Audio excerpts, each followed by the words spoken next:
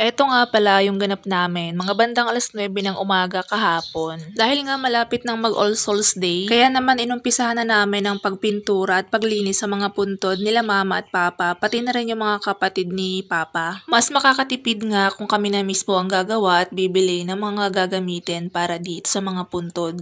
Medyo mahal din kasing maningil yung mga taong nag-aabang dito para mag-offer ng kanilang mga pagtatrabaho. Inuna nga namin yung puntod ni mama at pagkatapos naman ay itong puntod ni papa. Buti na lang nga at nakahabol itong kuya namin. Galing pa kasi siya sa pagde-deliver ng mga parcel. Mabuti na lang nga itong mga puntod nila mama at papa ay wala namang mga damo kasi nasa second layer. At itong ang puntod ni tito ay nasa pinaka 5 palapag kaya naman medyo mahirap siyang pinturahan.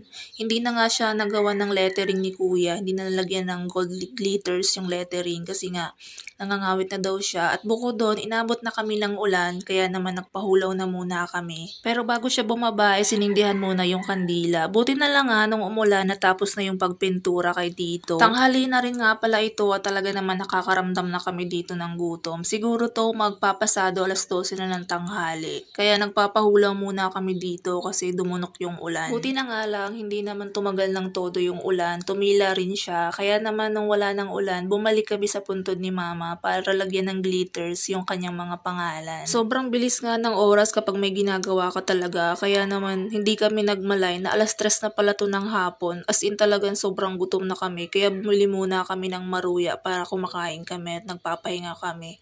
Dito nga pala sa area na to, nandito na kami sa puntod ng magulang ni papa at ng kapatid niya. Ito na yung huli naming gagawin. Medyo madamo nga pero sabi ng kuya ko pahinga na muna kasi nakakapagod at nakakagutom na at nakakauhaw na rin. Pero kung hindi naman sana umulan ay kanina pa sana kami tapos. Mabuti na lang nga at napagkasya namin yung dala naming maliit na pintura. Akala namin hindi talaga siya magkakasya para sa lahat. Nung medyo nakapagpahinga na nga ng konti si kuya ay nag-start na ulit siya. Tinanggal niya na muna yung mga damo kasi yung area ng puntod ng kapatid at magulang ni papa ay nasa pinakaibaba. Meron din naman kaming dala na maliit na ita kaya hindi naman problema na maggamas dito. Ang hindi lang nga namin nadala ay walis tingting. Kaya naman ang hiram na lang kami dun sa kabilang puntod na merong naglilinis. Sa part na to talagang si kuya na lang yung naglilinis at kumikilos kasi kaming dalawa ng asawa ko nandun na lang kami sa gilid nakatulala kasi nga gutom na.